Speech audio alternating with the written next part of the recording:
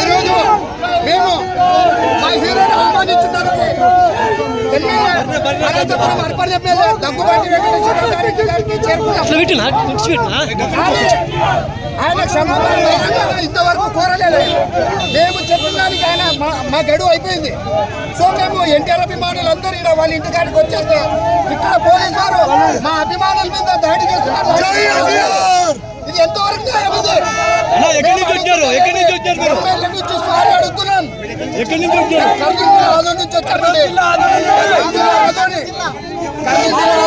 సంబంధం లేదు. ఎన్టీఆర్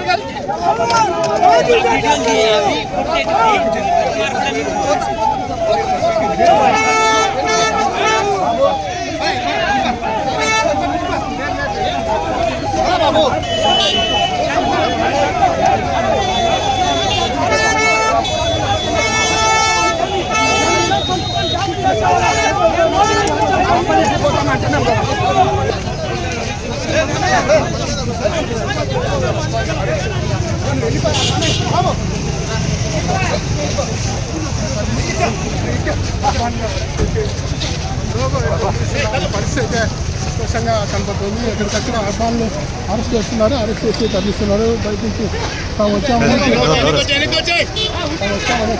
పరిస్థితి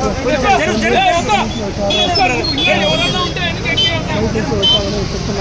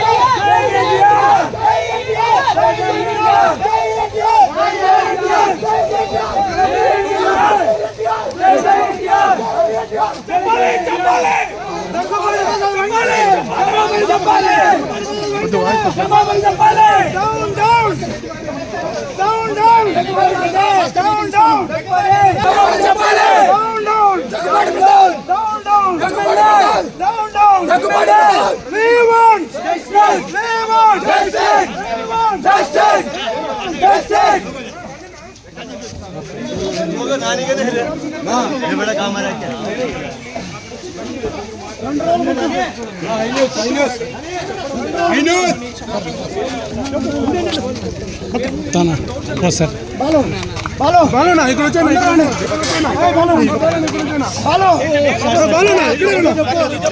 200 మంది మా స్టేట్ కన్వీనర్లు అందరూ కలిపి 2 రోజులు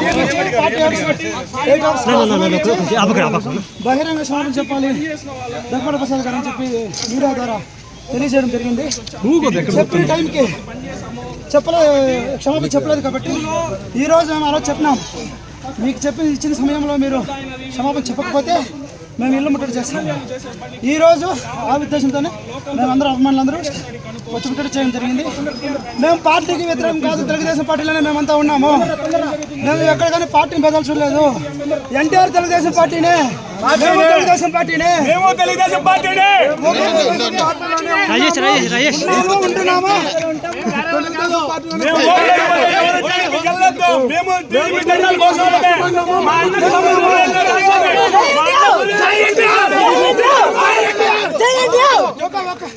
ఒక కుటుంబం నారా ఫ్యామిలీ అయినా నందమూరి ఫ్యామిలీ ఒకటే కుటుంబం. మేము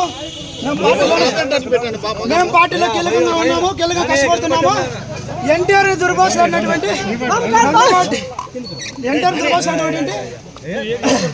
ప్రసాద్ గారిని ఎమ్మెల్యే పని సస్పెన్షన్ డిమాండ్ చేస్తున్నాము. ఒక హీరోని వ్యక్తిగతంగా విమర్శించడం చాలా తప్పు. అది ముఖ్యంగా సీనియర్ ఎన్టీ రామారావు, స్వర్గీయ సీనియర్ ఎన్టీ రామారావు కొడుకు నందమూరి హరికృష్ణ గారు కొడుకు జూనియర్ ఎన్టీఆర్ గారు వాళ్ళ ఫ్యామిలీ అయిన తర్వాత నందమూరి ఫ్యామిలీని విమర్శించేది దమ్ము ఒక ఎమ్మెల్యేకి ఏ విధంగా వచ్చింది? అభిమానులు మేము ఆయనకు ప్రాణం ఇస్తాం. మేము వ్యక్తిగతంగా తీసేసిన అవసరమేమి? మేమంతా ఒక తెలుగుదేశం పార్టీ కోసం కష్టపడుతున్నాం, తెలుగుదేశం పార్టీలో కీలకంగా ఉన్నాం, కష్టపడుతున్నాం. ఇప్పటికీ మీరు ఏ విధంగా విమర్శిస్తారు? 4 గోడల మధ్య మీరు ఏదో చెప్పేసిన చప్పట్లు కొట్టేసి ఆయన తప్పేమున్నా మా అభిమానుల ముందు పెట్టండి.